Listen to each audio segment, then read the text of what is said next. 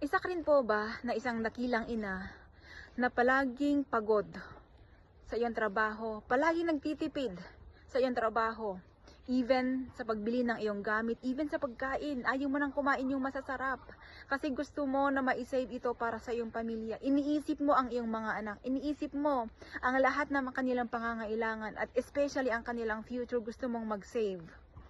Isa ka rin po ba sa laging pag may pagkakataon na ibang trabaho, sige papasukan para kumita ng pera para sa kanila. Pero hindi lang natin alam na ang ating katawan ay bumabagsak na pala. Lagi nang nagkakasakit dahil sa ating trabaho. Well, alam mo po ba, dumaan din ako dyan. Ayoko na rin maulit yan sa aking buhay kasi iniisip ko 5 years, 4 years, 3 years, 1 year from now, ganito rin pa ba ako? Yan ang lagi kong tanong.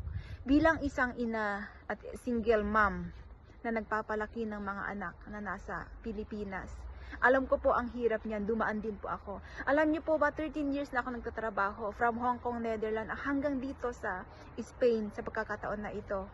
Pero may opportunity na dumating sa aking buhay and grinab ko yun. Kasi sabi ko, Lord, gusto ko ng panibagong buhay, gusto ko mabago yung buhay ko, yan ang lagi kong panalangin.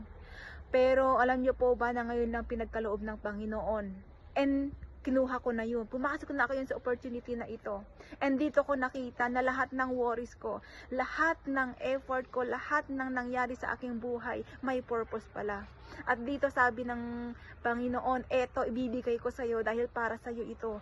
Itatrabaho mo to kasi ito ang magiging trabaho mo in the future. Hindi ka na katulong forever. Kasi yan din ang pagod na ako. Sabi ko sa sarili ko, Lord, pagod na ako sa aking sitwasyon.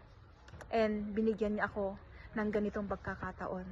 So kung ikaw ay nananalangin na baguhin ng Panginoon ang iyong buhay, bigyan ka ng opportunity. Ito na po yung opportunity, dumating na at nakikinig ka sa video na ito.